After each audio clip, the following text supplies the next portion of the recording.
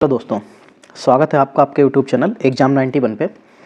चलिए देखिए, हम लोग जो है अब इलाहाबाद हाई कोर्ट का प्रैक्टिस सेट कर रहे हैं। अभी तक हम लोग प्रीवियस ईयर देख रहे थे, अब ये प्रैक्टिस सेट है। चलिए देखिए, इसमें प्रैक्टिस सेट में पहला पार्ट जो है वो हिंदी का है। देखिए इस पूरे प्रैक्टिस सेट में हम लोग 3 पार्ट ही कर रहे हैं।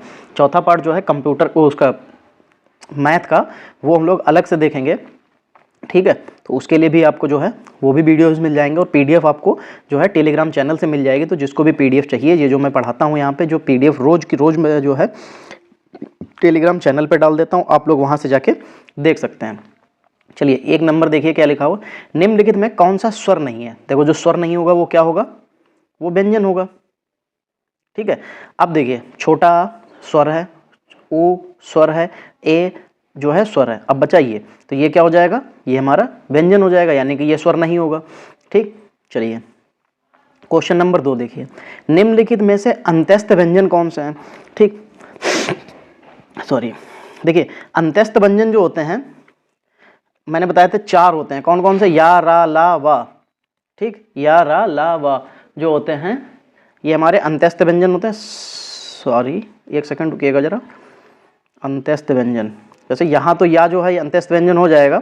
बाकी आप लोग जो है मेरा वर्ण वाला जो है वीडियो देखिएगा, उसमें आपको बिल्कुल अच्छे से क्लियर हो जाएगा कि किस चीज़ को क्या क्या कहते हैं। अल्पप्राण, महाप्राण, वर्ण, जो भी पूरी वर्ण व्यवस्था है बहुत अच्छे से पढ़ाई है। चलिए 3 नंबर देखिए, निम्नलिखित में कौन सा शब्द तत्सम शब्द होगा।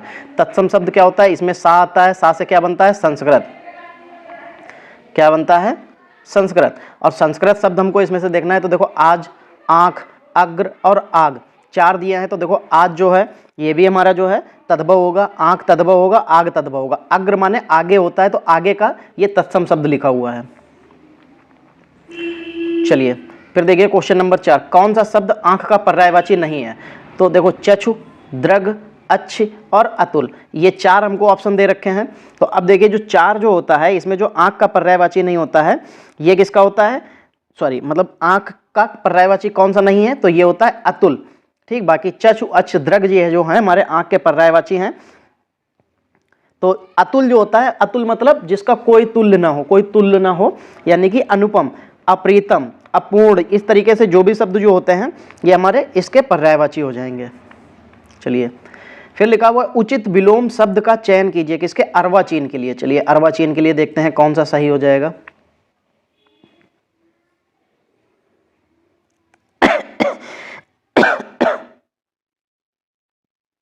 ठीक, अर्वाचीन का विलोम बताना था, तो अर्वाचीन का विलोम हमारा हो जाता है प्राचीन हो जाता है। चलिए आगे देखिए, लिखा है पंच शब्द का अनेकार्थी शब्द नहीं है। देखो पंच 5 होता है, ग्राम पंचायत, सरपंच भी होता है, ठीक। और ये जो है निर्णय लेने वाला भी होता है। फिर पंचानन, ये नहीं इसका शब्द हो जाएगा, ठीक। पंच मतलब 5 तो होता ही है, ग्राम का सरपंच को भी पंच कहते हैं, और निर्णय लेने वाला जो होता है उसको भी पंच कहते हैं। चलिए 7वां देखिए, निम्न में कौन सा पीछे चलने वाला शब्द समूह हेतु एक शब्द है। पीछे चलने वाला शब्द समूह हेतु एक शब्द पूछा गया है। चलिए देखो जो पीछे चलने वाला होता है वो उसको, उसके लिए जो एक शब्द की बात की जा रही है वो हो जाएगा अनुगत। क्या हो जाएगा, अनुगत। ये देखिए ऑप्शन नंबर 1 में दिख रहा है, अनुगत हो जाएगा।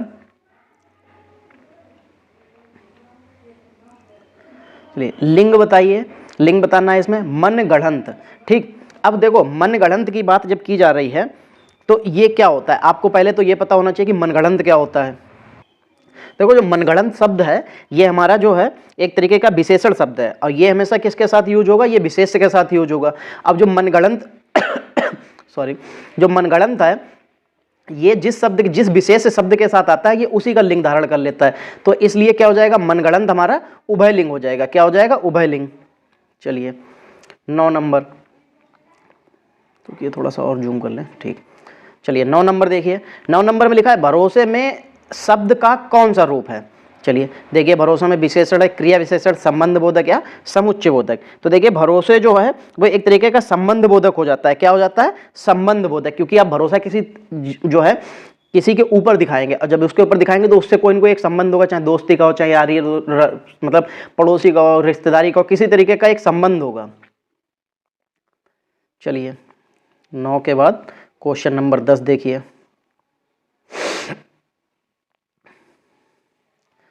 चलिए फिर लिखा हुआ है कला का अंतिम और सर्वोच्च ध्येय सौंदर्य वाक्य में कितने विशेषण हैं। कला का अंतिम और सर्वोच्च ध्येय सौंदर्य जो है इसमें कितने विशेषण हैं। इसमें हमारे 3 विशेषण हैं। कौन कौन से हो जाएंगे, अंतिम, सर्वोच्च और ध्येय। कौन कौन से, देखो ये अंतिम, सर्वोच्च और ध्येय, ये विशेषण हो जाएंगे। ठीक, कितने हो जाएंगे, ये 3 हो जाएंगे।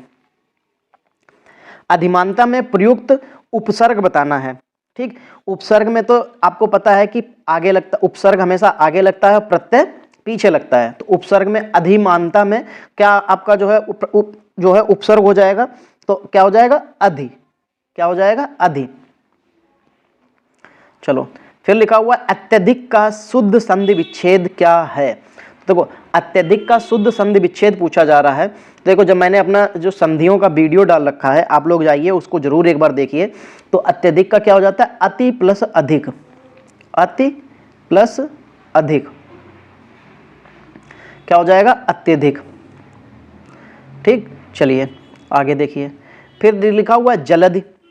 जलधि में कौन सा समास है, हमसे ये पूछा जा रहा है। चलो भाई देखो जलद सॉरी, देखिए क्या हो रखा है ना, इस समय पे जुकाम हो रखा है, मुझे बहुत तेज़ी वाला कोल्ड हो रखा है, क्योंकि मैं अभी मेरठ गया था कजन का पेपर दिलाने, तो इस वजह से मुझे कोल्ड हो गया था बहुत तेज़ वाला, और बुखार भी आ रहा था। ठीक है, तो इसलिए क्या है कि ये खांसी आ रही है, थोड़ा सा डिस्टर्बेंस हो रहा है। चलिए ठीक, आप लोग उसको थोड़ा सा एडजस्ट कर लीजिएगा। लिखा हुआ जलधि में कौन सा समास होता है। तो जलधि, देखो जलधि का मतलब होता है जल को धारण करने वाला। क्या, जल को धारण करने वाला। तो इसमें क्या हो जाता है, जब देखो कभी भी कारक शब्द आ जाता है तो कारक आने पे क्या हो जाता है, तत्पुरुष समास। ठीक, लेकिन जलधि में अगर तत्पुरुष समास के भी अंदर पूछा जाए कि कौन सा तत्पुरुष होगा, तो इसमें हो जाएगा कर्म तत्पुरुष। क्या हो जाएगा, कर्म तत्पुरुष। चलिए फिर लिखा हुआ है 3 लोक से मथुरा न्यारी का अर्थ है। चलिए देखिए 3 लोक से मथुरा न्यारी का अर्थ क्या हो जाएगा।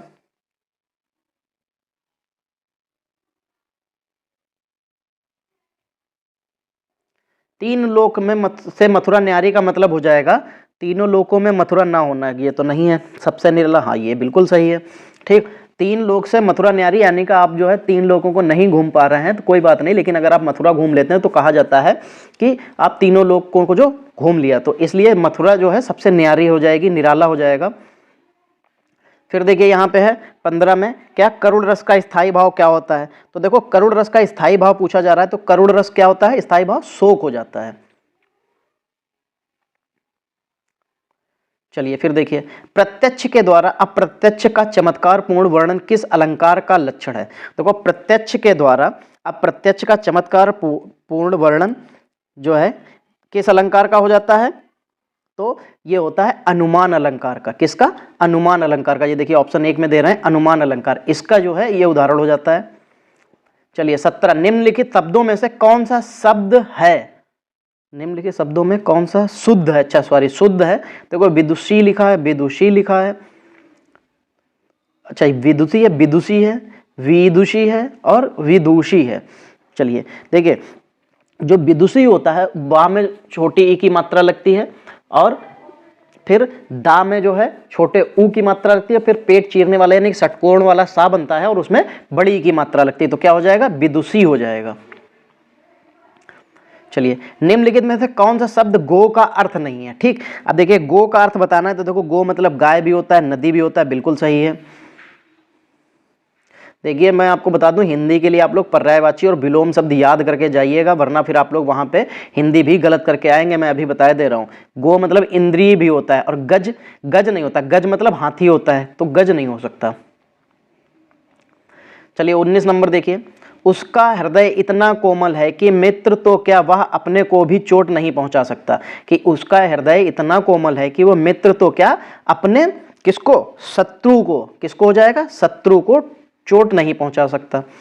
चलिए 20 नंबर देखिए, क्या हो जाएगा, निम्नलिखित शब्दों में कौन सा तत्सम शब्द नहीं। अब तत्सम शब्द का मतलब नहीं है पूछा गया, तो यानी कि संस्कृत शब्द नहीं है। हमसे ये कहा जा रहा है कि इनमें से कौन सा संस्कृत शब्द नहीं है। चलो देखते हैं, कुसुम, ये तो तत्सम, कौन सा तत्सम शब्द, ठीक कुसुम तो तत्सम शब्द हो जाएगा। भूसिका ये भी तत्सम शब्द होता है। वंश ये भी है। नेह, नेह नहीं होता, ये हमारा तद्भव शब्द होता है, इसका जो है तत्सम शब्द होता है स्नेह। क्या होता है? स्नेह। ठीक, याद रखिएगा नेह का तत्सम शब्द स्नेह होता है। चलिए 21 से 25 तक हमको गद्यांश दे रखा है, उसको पढ़ना है और उसके उत्तर देना है। चलिए देखिए भाई, चलिए पढ़िए। देखिए लिखा है, विद्यालय समाज की एक ऐसी संस्था है जिसे कुछ सुनिश्चित एवं सुनिर्धारित लक्ष्य होते हैं, जबकि समुदाय का तात्पर्य ऐसे समूह से है जिसमें एक प्रकार के लोग होते हैं। यह तत्व आर्थिक, राजनीतिक, धार्मिक या नागरिक गुणों में हो सकता है। कई समुदाय अपने लिए अलग विद्यालय की स्थापना भी कर लेते हैं। अपनी औपचारिक भूमिकाओं के अलावा अन्य भूमिकाओं के निर्वहन में भी विद्यालय समुदाय की सहायता करता है। इसके लिए आवश्यकता पड़ने पर समुदाय के क्रियाकलापों में वह हस्तक्षेप करता है। उदाहरण स्वरूप प्रौढ़ शिक्षा, स्त्री शिक्षा, स्वास्थ्य संबंधी।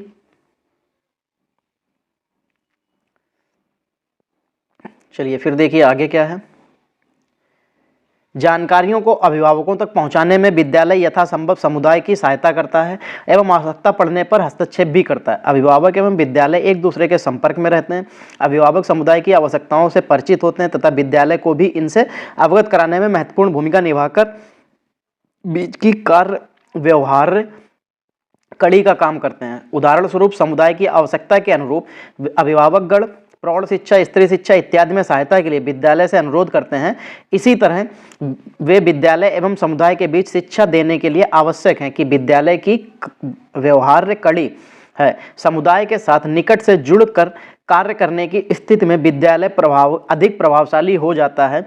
समुदाय और विद्यालय को जोड़ने में समाज के लोगों की भूमिका महत्वपूर्ण होती है। समुदाय के क्रियाकलापों में विद्यालय की भागीदारी होती है। यही कारण है कि विद्यालय के लिए पाठ्य वस्तु इतना लचीला बनाया जाता है कि उसमें समाज के विभिन्न समुदायों की विशेषताएं स्पष्ट रूप से दिखाई पड़ती हैं।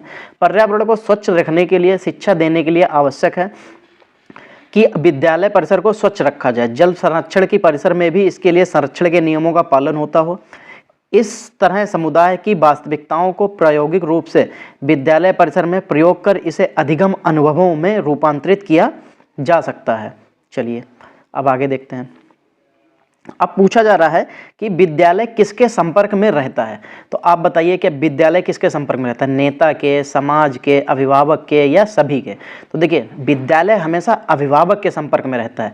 बाकी अगर बात चीज़ें कही जाएं तो देखिए इनसे जुड़ा हुआ हो सकता है, ठीक है। संपर्क में रहना एक अलग बात है, लेकिन इनसे ये कह सकते हैं कि ये इनको संचालित कर रहे हो, नेता के जरिए फंड मिल रहा हो, वो ठीक है। समाज के बारे में बताता है, लेकिन अभिभावक से ही वो जुड़ा रहता है, ठीक। चलिए पेज नंबर 7, क्वेश्चन नंबर 22। चलिए देखिए, समुदाय और विद्यालय को जोड़ने में किसकी भूमिका महत्वपूर्ण होती है? तो चलिए बताइए किस विद्यालय और समुदाय में समुदाय और विद्यालय को जोड़ने में किसकी भूमिका महत्वपूर्ण होती है? तो देखो हमेशा याद रखना है कि विद्यालय और समुदाय को सामाजिक लोग ही जोड़ते हैं।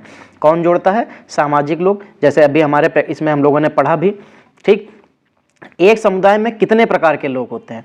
तो अब जब अभी हम लोग पैराग्राफ पढ़ रहे थे तो उसमें देखा था कि एक समुदाय के लोग होते हैं, ठीक। एक समुदाय में कितने प्रकार के लोग होते हैं? एक प्रकार के लोग होते हैं। क्योंकि जैसे अगर कोई भी एक समुदाय है तो उसमें कोई दूसरा नहीं आ सकता। अगर वो दूसरा आ जाएगा तो फिर तो वो मिक्सअप हो जाएगा। जैसे अगर आप बात कर लीजिए कि जैसे एक पढ़े लिखे लोगों का समुदाय हो और एक अनपढ़ लोगों का। अगर पढ़े लिखे वालों में कोई अनपढ़ आ जाएगा तो फिर वो समुदाय नहीं बचेगा ना पढ़े लिखे लोगों का। अगर अनपढ़ में कोई पढ़ा लिखा पहुंच जाएगा तो फिर वो भी समुदाय नहीं बचेगा अनपढ़ लोगों का। चलिए देखिए, प्रस्तुत गद्यांश में किसके द्वारा हस्तक्षेप की चर्चा की गई है? तो समुदाय, विद्यालय, व्यक्ति या प्रशासक। तो कौन हस्तक्षेप करता है? विद्यालय करता है। अगर जब से कोई चीज़ गलत हो रही होती है तो विद्यालय ही उसको समझाता है कि ये ऐसे होना चाहिए था, इसमें यहाँ पे ऐसे होना चाहिए था। वो अभिभावकों को भी समझाता है। विद्यालय को समुदाय की आवश्यकता से कौन अवगत कराता है? विद्यालय को समुदाय की आवश्यकता से कौन अवगत कराता है? तो देखो वो अब कराते हैं अभिभावक। अभिभावक विद्यालय में बताते जाके कि बच्चे को ये चीज़ अगर आप सिखाएंगे तो वो समाज में जाके कुछ आगे जाके अच्छा करेगा, ये चीज़ होती है। चलिए अब देखिए पार्ट 2 है English. Fill in the blank with the correct option. चलिए देखिए कौन कौन से इसमें करेक्ट ऑप्शन फिल किए जा सकते हैं। चलिए लिखा है politicians make many promises but very of them are in implemented. ठीक है, politicians make many promises but very few of them are implemented. कि उनमें से कुछ ही जो है वो इंप्लीमेंट करते हैं, प्रोमिसेस तो बहुत किए जाते हैं, तो फ्यू आ जाएगा। मतलब है, फ्यू का मतलब है करते तो हैं लेकिन ना के बराबर बिल्कुल। चलिए, in the following question find out which part of the sentence has an error, if there is no error mark the answer as no error. ठीक है, चलिए देखिए क्या हो जाएगा। David has been dialling your number since Thursday. ठीक, अब देखिए डेविड है तो अकेला है, अकेले के साथ जो है यहाँ पे हैव नहीं आ सकता, ये हमारी जो है कह सकते हैं कि प्लूरल पर्सन के लिए आती है। जब यहाँ पे ज्यादा लोग होंगे तो हैव यूज कर सकते थे, हैज होना चाहिए था यहाँ पे, डेविड हैज बीन, तो यहाँ पे हैव पहला पार्ट ही गलत हो जाएगा। चलिए फिर है फिल इन द ब्लैंक्स बताना है, करेक्ट ऑप्शन बताना है। You tell me the way to the station please.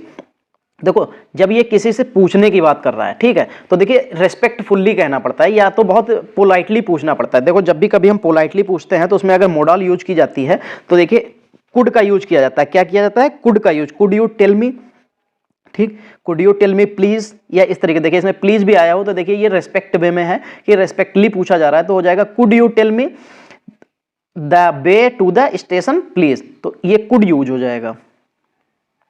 चलिए फिर क्वेश्चन नंबर 29 देखिए, fill in the blank with the correct proposition. अब प्रीपोजिशन भरनी है। चलिए प्रीपोजिशन देखिए क्या आ जाएगी।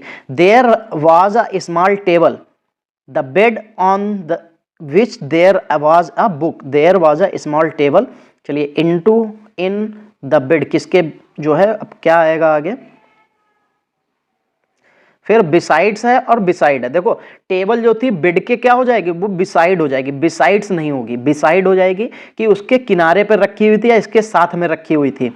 ठीक, चलिए 30 नंबर देखिए। चलिए 30 नंबर में क्या है, out of the given options choose the one which is the correct indirect speech. The sentence given below, Catherina said I was walking alone the street. ठीक है, चलिए देखिए इसका क्या हो जाएगा। Catherina said that she had been walking alone the street, ये होना चाहिए इसका जो है, इसका डायरेक्ट इनडायरेक्ट में क्या होना चाहिए। कैथरीना सेड दैट ही नहीं, शी, क्योंकि कैटरीना यहाँ पे लड़की है, कैथरीना जो है, तो इसके लिए आई की जगह पे क्या आ जाएगा, सी आ जाएगा। ठीक, Catherina said that she had been walking, क्योंकि ये पास्ट में था तो पास्ट में हमारा चेंज हो जाएगा, हैड वॉच का हैड बीन हो जाएगा। ठीक, अलोंग द स्ट्रीट, ये दूसरा वाला ऑप्शन बिल्कुल सही हो जाएगा। चलिए 31 नंबर देखिए, in changing the following direct speech into indirect speech. चलो इनको इनडायरेक्ट में बदलना। I never eat fish, he explained. ठीक, चलिए अच्छा यहाँ पे what change is required to the verb eat, eat का पूछा है, चेंज क्या हो जाएगा। तो देखो इसको जब हम लोगों को चेंज करना पड़ेगा किसमें, इनटू इनडायरेक्ट स्पीच में, तो देखो ही एक्सप्लेन्ड क्या हो जाएगा, ही एक्सप्लेन्ड दैट, दैट लग जाएगा। फिर जब दैट लग जाएगा उसके बाद क्या आ जाएगा, आई का क्या बन जाएगा, ही बन जाएगा। ही नेवर ईट का क्या हो जाएगा, ईट्स हो जाएगा, क्या हो जाएगा, ईट्स।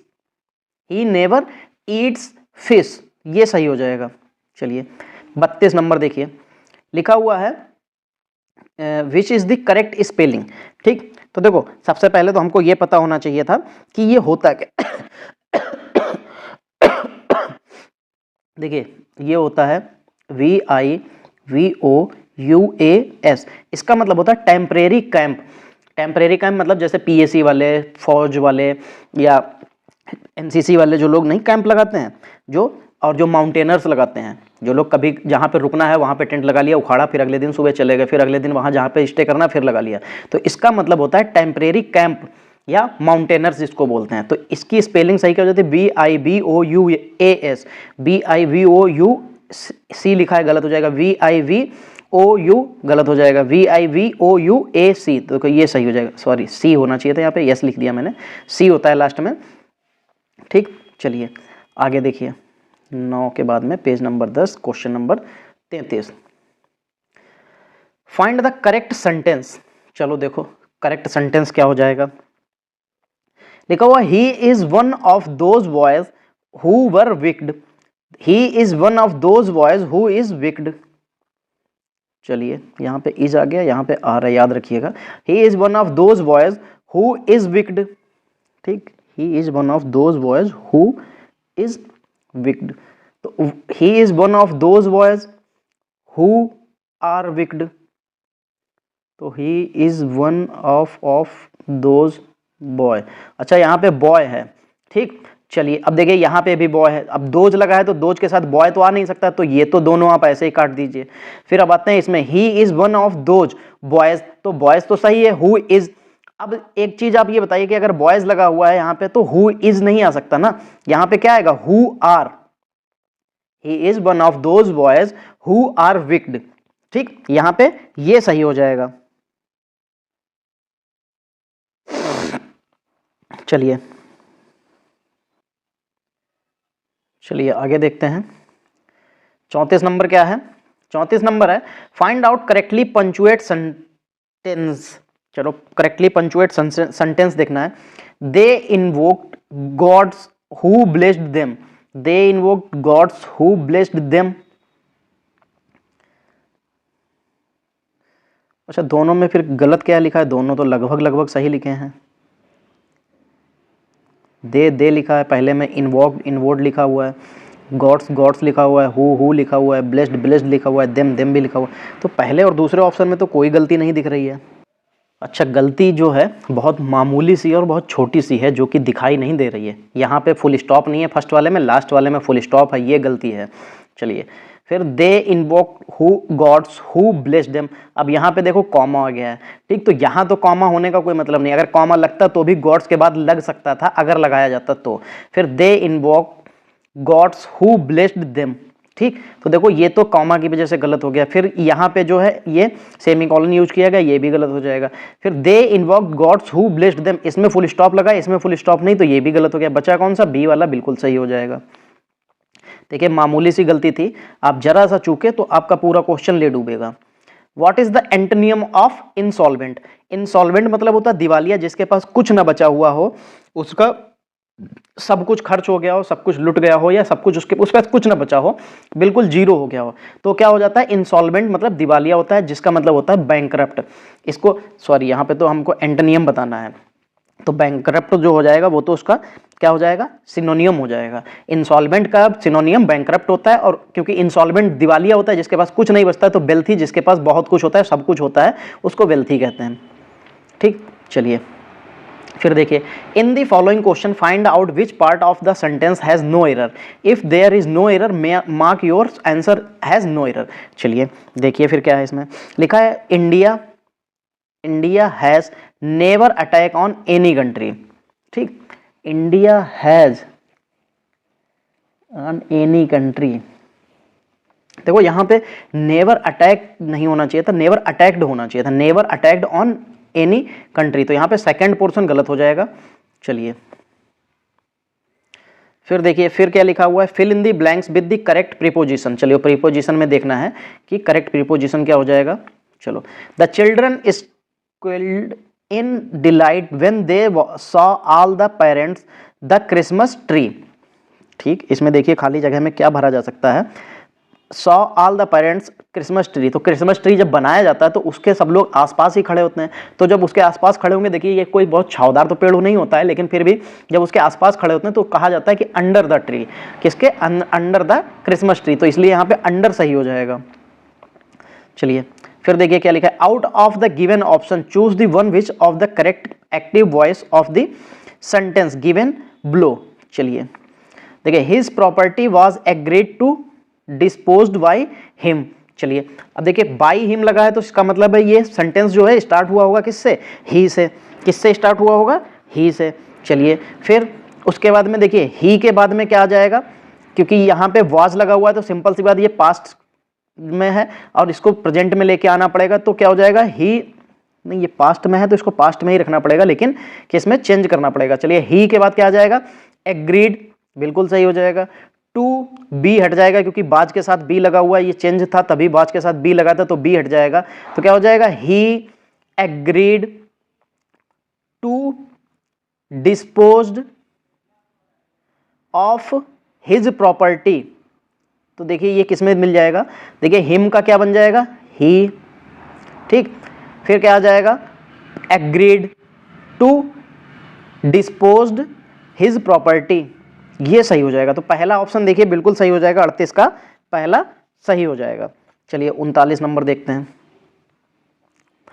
चलिए, one of the given option choose the one which is the correct indirect speech the sentence given below. Alex said I will be Geneva on Monday. तो लिखा है एलेक्स सेड, अलेक ने कहा कि ही विल बी, वह next अगले Monday को Geneva में होगा। तो क्या हो जाएगा, चलिए देखिए क्या हो सकता है इसमें। तो एलेक्स सैड, एलेक्स ने कहा, सैड फिर ये कॉमा इन्वर्टेड कॉमा हट जाएगा, जिसकी जगह पे दैट आ जाएगा। एलेक्स सैड दैट, फिर एलेक्स जो है लड़का है तो आई अब हट जाएगा, आई की जगह पे एलेक्स के लिए क्या आ जाएगा, ही। बिल की जगह पे क्या हो जाएगा, वुड हो जाएगा। बस इतना चेंज करना है। तो Alex sad that he would be in Geneva on Monday. तो ये आपको किस ऑप्शन में दिख रहा है, तो ये पहले ऑप्शन में दिख रहा है। चलिए फिर आगे देखते हैं। Question number 40। क्वेश्चन नंबर 40 है, choose the grammatically correct sentence out of given option. Grammatically जो मतलब करेक्ट है हमको वो बताना है। चलिए, he parked a car in front of the bakery. अच्छा, ग्रामेटिकली देखना है, ठीक। फिर he parked the car in front of bakery, he parked the car in front of the bakery.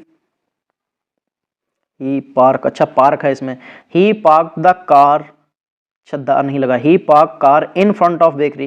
तो देखो जब कार पार्क कर रहा है, ठीक, तो वो कहने का मतलब एक स्पेशली मतलब किसी के सामने पार्क कर रहा है तो उसको स्पेशली तरह से देखा जाएगा कि the car, he parked the car, क्योंकि ये किसी इंसान की मतलब किसी एक पर्सन की होगी कार जो उसने वहां पे उनके सामने बिल्कुल खड़ी कर दी, तो इसलिए उसके साथ द यूज हो जाएगा।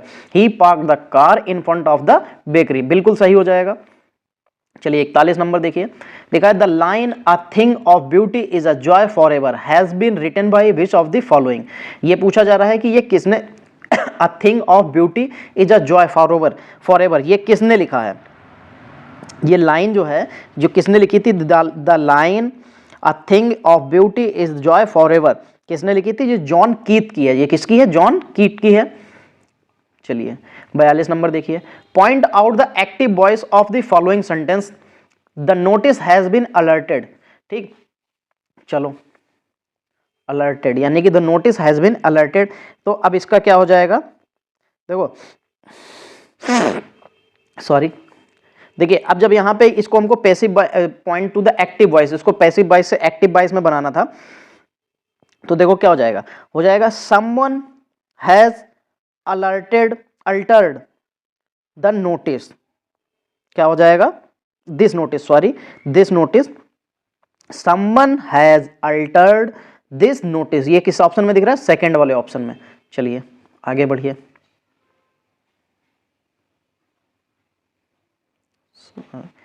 42 के बाद अच्छा अभी 43 भी है।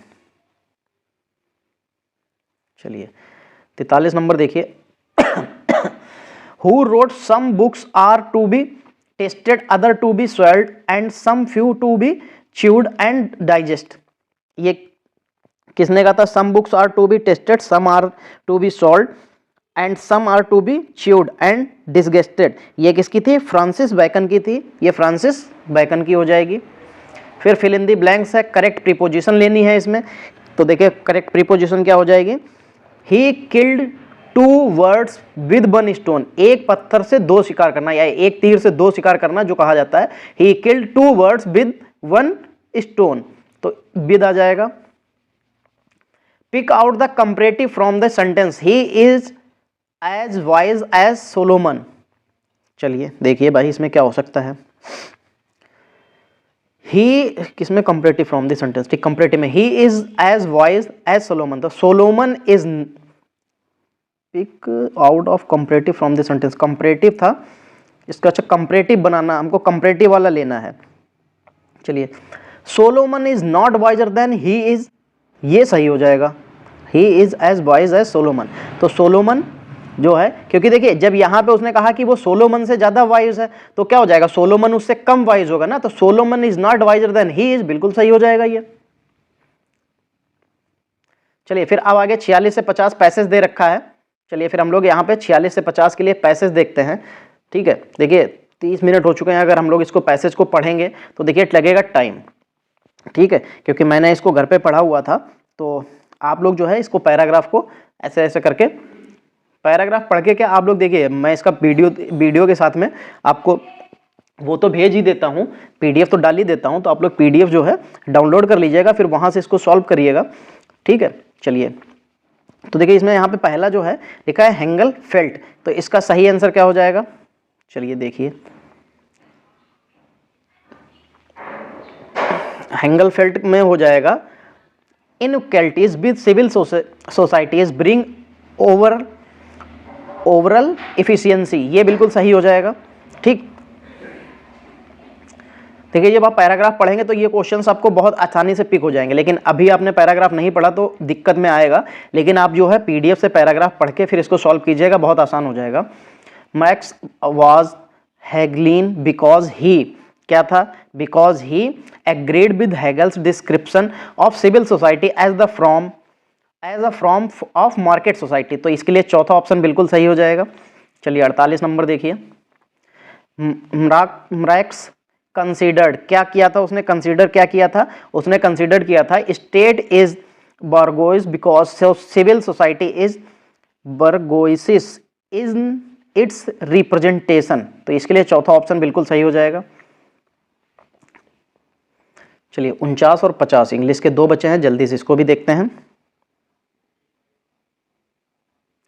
फिर लिखा role of civil society is positive according to, किस में हो जाएगा? ग्राम्सी एंड मरैक्स का हो जाएगा। देखिए इसलिए मैंने कहा कि आप लोग जो है पैराग्राफ पढ़िएगा तो आपको बहुत आसानी से ये हो जाएगा। देखिए यहाँ पे पैराग्राफ अगर मैं इंग्लिश का पढ़ता तो देखिए टाइम लगता है, उसमें फिर आपको टाइम ज़्यादा खराब होता है। New left supported the civil society because it, क्या हो जाएगा? Supports people in case of travel from state और मार्केट, ये चौथा ऑप्शन सही हो जाएगा। चलिए फिर देखिए पार्ट 3 क्या है? जीएस का है। चलिए देखिए, प्रसिद्ध विरूपाक्ष मंदिर कहाँ पर अवस्थित है? तो देखो जो विरूपाक्ष मंदिर ये जो है ये हमारा कर्नाटक के हम्पी में स्थित है। कहाँ स्थित है? ये कर्नाटक के हम्पी में स्थित है। और ये किसको समर्पित है? ये भगवान शिव को समर्पित है। तो क्या सही हो जाएगा? ये तीसरा ऑप्शन बिल्कुल सही हो जाएगा, ठीक। फिर बुद्ध को परिनिर्वाण के लिए पूछा गया कि बुद्ध को परिनिर्वाण कहाँ प्राप्त हुआ था? चलिए देखिए, वैसे तो आपको पता है कि कुशीनगर में प्राप्त हुआ था। चलिए देखिए ऑप्शन में अगर कुशीनगर है तो कुशीनगर लेना पड़ेगा, ठीक, बिल्कुल सही है। इनको परिनिर्वाण कहाँ प्राप्त हुआ था? तो कुशीनगर में प्राप्त हुआ था। कब? 483 ईसा पूर्व में, ठीक। कब? 483 ईसा पूर्व में जो है परिनिर्वाण इनको प्राप्त हुआ था। चलिए आगे देखिए, फिर 53 नंबर देखिए, मुगल काल में पुलिस बल के मुखिया को क्या कहा जाता? तो जो मुगल काल था उसमें पुलिस बल के मुखिया को क्या कहा जाता था? तो देखो जो मुगल काल था उसमें पुलिस बल के मुखिया जो है उसको कोतवाल कहा जाता था। क्या कहा जाता था? कोतवाल। उसकी नियुक्ति जो कहाँ की जाती थी? तो वो नगरीय जो क्षेत्र होते थे उन्हीं में की जाती थी, इसीलिए तब से वो चलता चला आ रहा है। अभी तक जो है कोतवाल लोग बहुत पैसा खाते हैं और अभी भी खाते हैं, तब से वो लोग भी वसूलते थे, अभी भी वसूला जाता है। 54 नंबर देखिए, विजयनगर राज्य किस नदी के किनारे बसा हुआ है? तो देखो जो विजयनगर राज्य है ये हमारा साउथ में है, ठीक। तो ये कहाँ पे था? ये कृष्णा नदी की सहायक नदी तुंगभद्रा जो है उसके किनारे बसा हुआ। देखिए इसमें कृष्णा और तुंगभद्रा दोनों है, तो कृष्णा नदी नहीं लेना है, ये कृष्णा नदी की जो सहायक नदी है तुंगभद्रा, ये उसके किनारे बसा हुआ था। और इसको बनाया किसने था? हरिहर तथा बुक्का 2 भाई थे जिसने जो है इसको बनाया था 1336 में। कब बनाया था? 1336 में इसको बनाया था, ठीक। किसने? हरिहर और बुक्का ने। ये 2 लोग थे, 2 भाई थे, 2 लोग क्या, ये 2 भाई ही थे। भारत में राष्ट्रगान को संविधान सभा द्वारा कब ग्रहण किया गया था? तो देखो भारत में राष्ट्रगान को संविधान सभा द्वारा जो है सबसे पहले 24 जनवरी 1950 को ग्रहण किया गया था। कब? 24 जनवरी 1950 को ग्रहण किया गया था, ठीक। भारत का जो राष्ट्रगान है वो क्या है? जनगण मन है, याद रखिएगा, ठीक। इसके रचयिता कौन है? रविन्द्रनाथ टैगोर हैं। और इसे गाने में कितने सेकंड लगते हैं? 52 सेकंड लगते हैं, ठीक। ये इतने क्वेश्चंस आपको यहाँ से मिल सकते थे जो कि आपको बता दिए गए हैं। चलिए फिर देखिए 56 नंबर में क्या है लिखा हुआ है, चक्रवर्ती राजगोपालाचारी यानी कि जिनको सी राजगोपालाचारी कहा जाता है के पूर्व भारत के जनरल गवर्नर कौन थे। यानी कि सी गोपालाचारी से पहले उनके जो गवर्नर जनरल थे वो कौन थे, तो देखिए उससे गवर्नर जनरल जो चक्रवर्ती सी गोपालाचारी से पहले थे तो वो कौन था, लॉर्ड माउंटबेटन था। कौन था, लॉर्ड माउंटबेटन। इसी के बाद अगर पहले भारतीय पूछे जाते हैं तब सी राजगोपालाचारी आते हैं। और अगर देखो अगर सिर्फ भारतीय नहीं पूछा जाता है, स्वतंत्र भारत के पहले अगर जो है गवर्नर जनरल पूछे जाते हैं तो लॉर्ड माउंटबेटन, स्वतंत्र भारत के पहले भारतीय गवर्नर जनरल तो चक्रवर्ती राजगोपालाचारी। चलिए फिर 17 के बाद पेज नंबर 18 क्वेश्चन नंबर 57। ठीक, चलिए अब देखिए पूछा गया है कि जो संविधान है ये लिखा गया था कितने दिन में लिखा गया था। ठीक, तो संविधान जो लिखा गया था वो लिखा गया था 2 साल 11 महीने और 18 दिन, इतना समय लगा था संविधान को लिखने में। तो देखो 2 वर्ष से अधिक किंतु 3 वर्ष से कम अवधि में, तो 57 का दूसरा वाला बिल्कुल सही हो जाएगा। चलिए संविधान के किस अनुच्छेद के प्रावधानों के अंतर्गत भारत सरकार ने भारत रत्न और पद्मश्री का पुरस्कार जो है प्रारंभ किया था। तो देखो किस प्रावधानों के अंतर्गत यानी कि किस अनुच्छेद के तहत ये जो है चालू किया गया है। तो देखो जो हमारा ये 18(1) के अंतर्गत चालू किया गया था। किसमें, भारतीय संविधान के अनुच्छेद 18(1) के तहत जो है राज्य सेना या विद्या संबंधी सम्मान के अतिरिक्त कोई उपाधि प्रदान नहीं करेगा। इसका मतलब ये था कि जो 18 जो मतलब वैसे तो देखा जाए इसने प्रारंभ करने के बाद की तो 18 लगा देंगे, लेकिन उसके बाद में पाबंदियां भी लगाई गई थी कि आप जो है अपनी किसी भी उपाधि को धारण तब तक नहीं कर सकते हैं। कौन कौन सी धारण कर सकते हैं, तो सिर्फ और सिर्फ कौन सी धारण कर सकते हैं, जो आपको राज्य से मिलेगी, सेना से मिलेगी, या आपने अपनी शिक्षा यानी कि जो अपने एजुकेशन में ली होगी, जो एजुकेशन में ली होगी वही आप लोग धारण कर सकते हैं। अगर आप पद्मश्री, पद्म भूषण या भारत रत्न या इस तरीके से आपको अगर मिल जाता है तो आप इसको जो है ये नहीं कह सकते कि पद्मश्री फलाने नाम, पद्मश्री ये नाम, पद्मश्री वो नाम, पद्म, तो देखिए ये आप अपने नाम के आगे नहीं लगा सकते हैं। ठीक है, आपने साउथ की मूवी में देखा होगा ब्रह्मानंदम, ठीक है, तो इनको पद्मश्री मिला हुआ था, लेकिन ये क्या थे, हर फिल्म में अपना क्या करते थे, पद्मश्री, ब्रह्मानंदम, पद्मश्री, तो इनसे जो था पद्मश्री छीन लिया गया था। ठीक, तो इसलिए आप अपने नाम के आगे उपाधि नहीं लगा सकते हैं। लगा कौन कौन सी सकते हैं, जो सेना की उपाधि मिलती है जैसे लेफ्टिनेंट कर्नल और ब्रिगेडियर, ये सारी चीज़ें। ठीक, और उसके अलावा जो है आपको राज्य कोई अगर देता है, ठीक, अगर कोई राज्य ने आपको कोई उपाधि दे दी है तो वो आप लगा सकते हैं। लेकिन अगर शिक्षा में जैसे डॉक्टर हो गया या इंजीनियर हो गया, ये इस तरीके की जो उपाधियाँ वो अपने नाम के आगे लगा सकते हैं, बाकी आप उपाधियाँ नहीं लगा सकते हैं। ये किसमें, 18(1) में दिया हुआ है। 59 में देखिए निम्नलिखित में कौन सा जिला भारत की अंतर्राष्ट्रीय सीमा पर है। चलिए भारत की अंतर्राष्ट्रीय सीमा की बात कर रहा है तो देखो इनमें से सबसे पहली बात तो आपको पता होना चाहिए भारत के साथ अंतर्राष्ट्रीय सीमा किस किस देश की लगती है। जैसे पाकिस्तान की लगती है, नेपाल की लगती है, भूटान की लगती है, चीन की लगती है, अफगानिस्तान की। तो इस तरीके से हमको जब पता होगा तो ये भी पता होगा कि फिर कौन सी लगती है। देखिए यहाँ पे तो वैसे तो देखा जाए तो 2 हो जाएंगे, जैसे ये किन्नौर जिला हिमाचल प्रदेश का है, ये तिब्बत से लगता है। ठीक, अब गोरखपुर जो है, गोरखपुर का बिल्कुल लास्ट में जब आप आखिरी में पहुँचते हैं तो वहाँ पे आपको जो है वो नेपाल बॉर्डर से लग जाता है। तो देखिए अब ये कन्फ्यूजन में है, आप लोग एक बार जरा इसका आंसर आप लोग जो है इंटरनेट पे आप लोग गूगल पे सर्च कर लीजिएगा। वैसे देखा जाए तो किन्नौर जो है, किन्नौर ये हिमाचल प्रदेश का एक जो है जिला है, जो कि हमारा जो है कहाँ पे लगता है, ये तिब्बत से लगता है। किससे लगता है, तिब्बत से लगता है। ठीक, चलिए देखिएगा कि गोरखपुर का पूरा डायरेक्ट जो है क्या नेपाल से लगता है, एक बार देख के आप लोग कमेंट कीजिएगा। 60 परिक्षेत्रीय मृदा को और क्या कहते हैं, जो परिक्षेत्रीय मृदा होती है उसको और क्या कहते हैं, तो देखो उसको कहते हैं ट्रांसपोर्टेड मृदा। क्या कहते हैं, जोनल सोल भी कहते हैं। क्या कहते हैं, जोनल सोयल भी कहते हैं। ठीक, चलिए आगे देखिए। चलिए देखिए इसमें जो क्या हो जाएगा, ट्रांसपोर्टेड मृदा हो जाएगा। चलिए क्वेश्चन नंबर 61।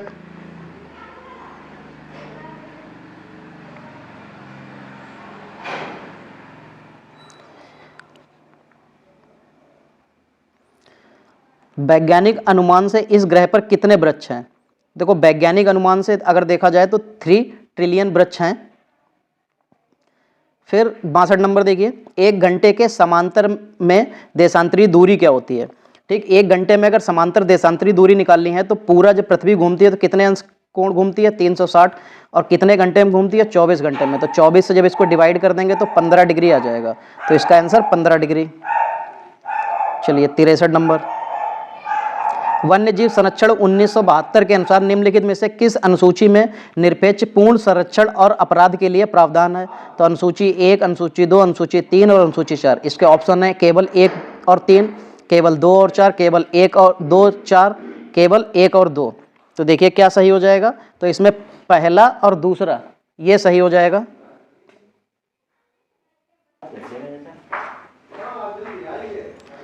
चलिए 64 नंबर देखिए, ट्रांसफार्मर की खोज किसने की थी? ठीक, देखिए ये हमारा साइंस का क्वेश्चन है। ट्रांसफार्मर की खोज किसने की थी? तो माइकल फैराडे ने की थी 1831 में। ठीक है, चलिए देखते हैं इसके आगे के ऑप्शन। यहाँ पे तो स्पैंगलर, जी मार्कोनी, फिर देखिए यहाँ पे माइकल फैराडे दे रखे हैं। माइकल फैराडे कब की थी? इन्होंने 1831 में की थी। कब की थी? 1831 में, ये भी याद कर लीजिएगा। ठीक, चलिए रेडियो धर्मिता नापी जाती है। रेडियो धर्मिता जो है वो किस में नापी जाती है? देखिए ये भी हमारा साइंस का क्वेश्चन है। तो रेडियो धर्मिता जो है वो मापी जाती है गीगर मूलर काउंटर में। किसमें? गीगर मूलर काउंटर में। चलिए 65 नंबर का 66 नंबर देखिए, खाना पकाने की गैस में 90% से अधिक रहता है, क्या रहता है? ब्यूटेन, मीथेन, हीलियम या सल्फर डाइऑक्साइड। तो देखो जो खाना पकाने वाली जो गैस होती है उसमें सब, यानी कि इसको क्या बोलते हैं? एलपीजी। ठीक, एलपीजी में लिक्विड पेट्रोलियम गैस होती है, इसमें सबसे ज्यादा जो होता है वो ब्यूटेन होता है। क्या होता है? ब्यूटेन होता है। चलिए 67 नंबर देखिए, विट्रियल का तेल किससे कहा जाता है? तो जो देखो विट्रियल का जो तेल होता है वो सल्फ्यूरिक एसिड से होता है। चलिए फिर देखिए क्वेश्चन नंबर 68, टाइलिन एंजाइम का संबंध किससे है? चलिए देखिए टाइलिन एंजाइम का वैसे तो जो संबंध होता है वो हमारे कुछ जो लार ग्रंथियां होती हैं उनसे होता है। टाइलिन एंजाइम का संबंध लार ग्रंथियों से होता है। चलिए पहला है अंतरीय रस, फिर दूसरा है जठरस, और देखिए तीसरा ही आपको लार दिखाई दे रहा है। तो किससे होता है? ये लार ग्रंथि से होता है। चलिए 69 नंबर देखिए, निम्नलिखित में कौन सा स्त्रीलिंग हार्मोन है? ठीक, एस्ट्रोजन, एंड्रोजन, ऑक्सीजन या इंसुलिन।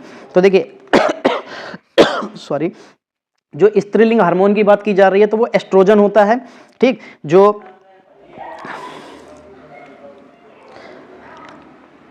ये जो है हमारा यौनावस्था की जो आयु स्टार्ट होती है लड़कियों में, ये तब से स्टार्ट हो जाता है।